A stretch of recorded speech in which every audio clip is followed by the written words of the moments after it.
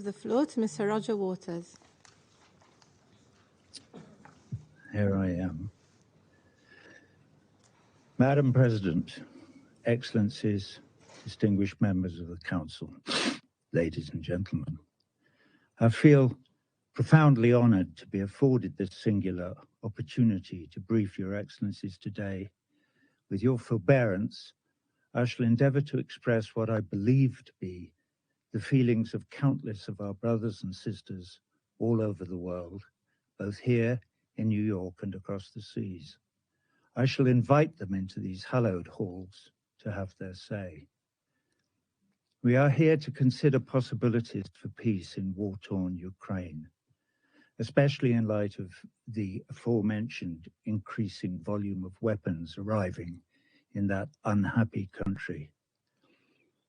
Every morning when I sit down at my laptop, I think of our brothers and sisters in Ukraine and elsewhere who, through no fault of their own, find themselves in dire and often deadly circumstances.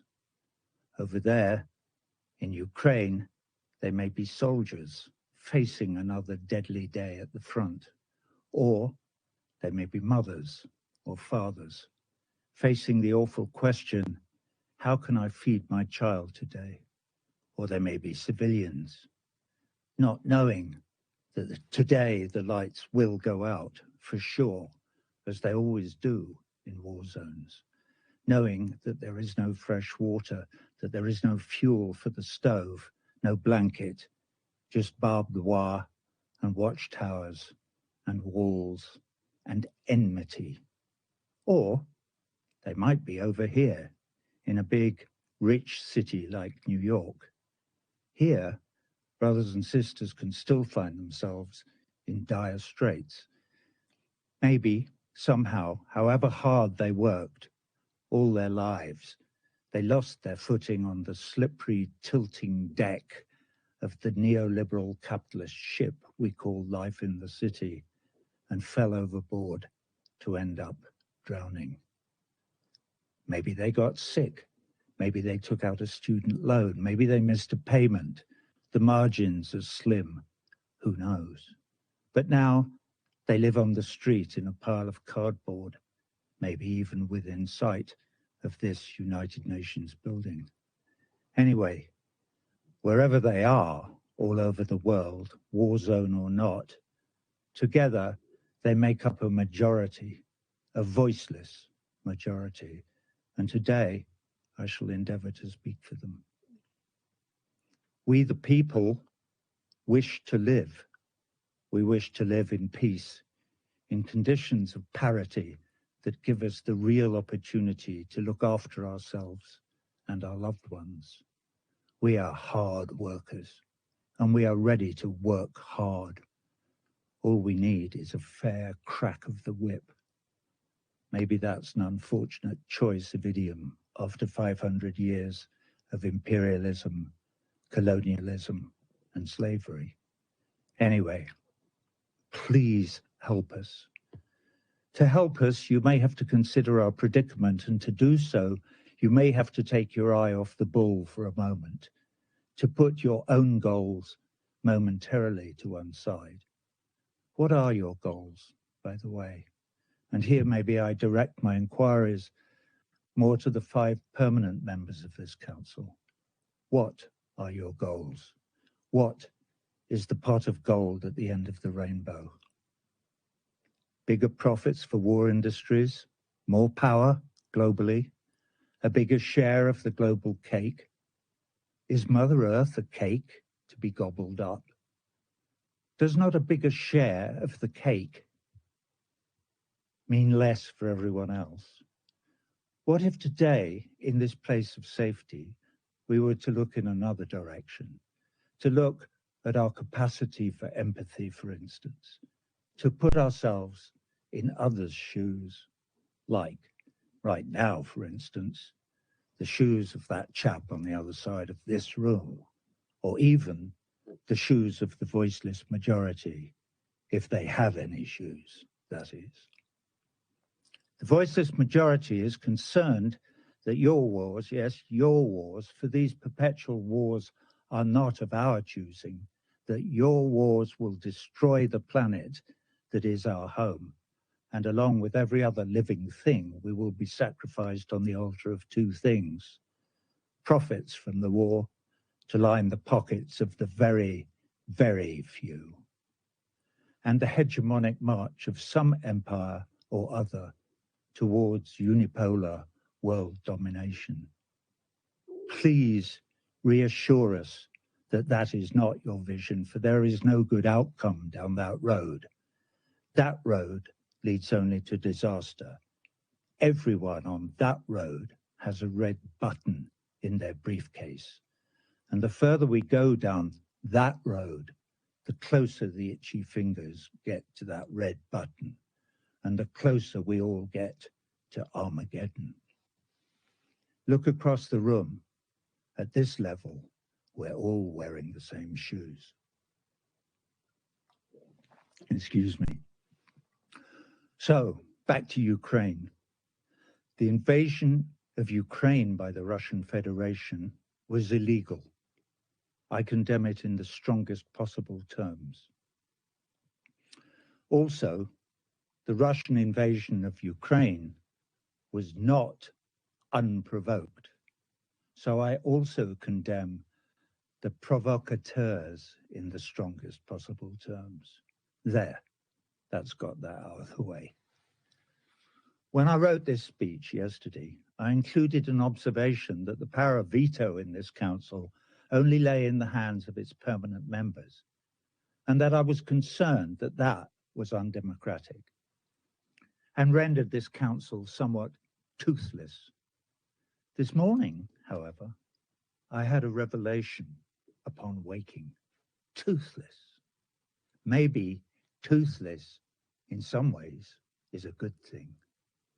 If this is a toothless chamber, I can open my big mouth on behalf of the voiceless without fear of getting my head bitten off.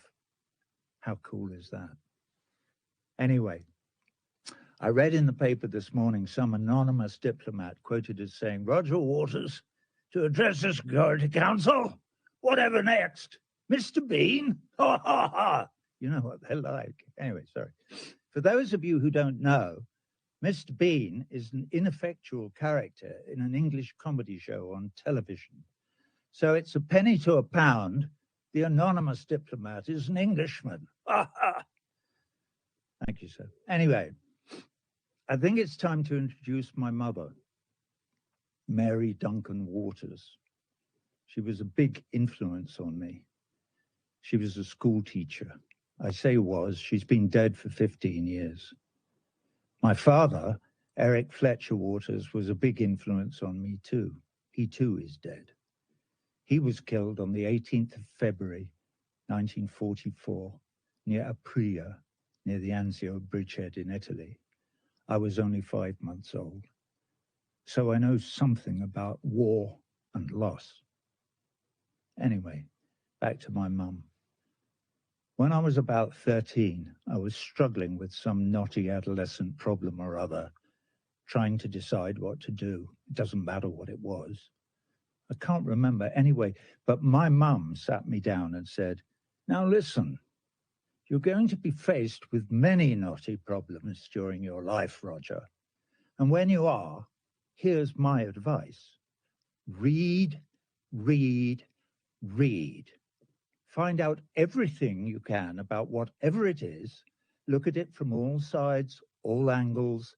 Listen to all opinions, especially ones you don't agree with. Research it thoroughly. And when you've done that, you will have done all the heavy lifting. And the next bit is easy. Is it? Okay, Mum. Well, what's the easy bit? Oh, the easy bit is you just do the right thing." Whew. So speaking of doing the right thing brings me to human rights. We, the people, want universal human rights for all our brothers and sisters all over the world, irrespective of their ethnicity, religion, or nationality. To be clear, That would include, but would not be limited to, the right to life and property under the law. For instance, for Ukrainians, and, for instance, Palestinians. Let that sink in. And obviously, for all the rest of us as well, one of the problems with wars is that in a war zone or anywhere where the people live under military occupation, there is no recourse to the law. There are no human rights. Today, our brief is the possibility of peace in the Ukraine, with special reference to the arming of the Kiev regime by third parties. I'm running out of time. So what do the voiceless millions have to say? They say, thank you for hearing us today. We are many who do not share in the profits of the war industry. We do not willingly raise our sons and daughters to provide fodder for your cannons. In our opinion, the only sensible course of action today is to call for an immediate ceasefire in Ukraine. No ifs, no buts, no ands. Not one more Ukrainian or Russian life is to be spent, not one. They are all precious in our eyes. So the time has come to speak truth to power. You all remember the story of the emperor's new clothes. Of course you do. Well, the leaders of your respective empires stand, in one degree or another, naked before us. We have a message for them. It is a message from all the refugees in all the camps, a message from all the slums and favelas, a message from all the homeless on all the cold streets, from all the earthquakes and floods on earth. It is also a message from all the people, not quite starving, but wondering how on earth to make the pittance they earn meet the cost of a roof over their head and food for their families. My mother country, England, is, thank God, an empire no more. But in that country now there is a new catchphrase, eat or heat. You can't do both. It's a cry echoing round the whole of Europe. Apparently, the only thing the powers that be think we can all afford is perpetual war. How crazy is that? So, from the 4 billion or so brothers and sisters in this voiceless majority, who together with the millions in the international anti-war movement represent a huge constituency, enough is enough. We demand change.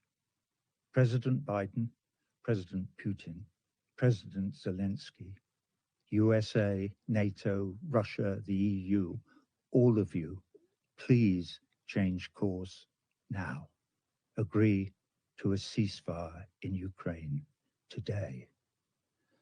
That, of course, will only be the starting point, but everything extrapolates from that starting point. Imagine the collective global sigh of relief, the outpouring of joy, the international joining of voices in harmony singing an anthem to peace. John Lennon pumping the air with his fist from the grave. We've finally been heard in the corridors of power. The bullies in the schoolyard have agreed to stop playing nuclear chicken. We're not all going to die in a nuclear holocaust after all, at least not today. The powers that be have been persuaded to drop the arms race and perpetual war as their accepted modus operandum.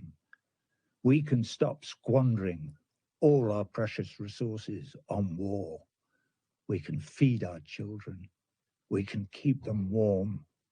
We may even learn to cooperate with all our brothers and sisters and even save our beautiful planet home from destruction. Wouldn't that be nice? Your Excellencies, I thank you for your forbearance. I thank Mr. Waters for his briefing. I now give the floor to those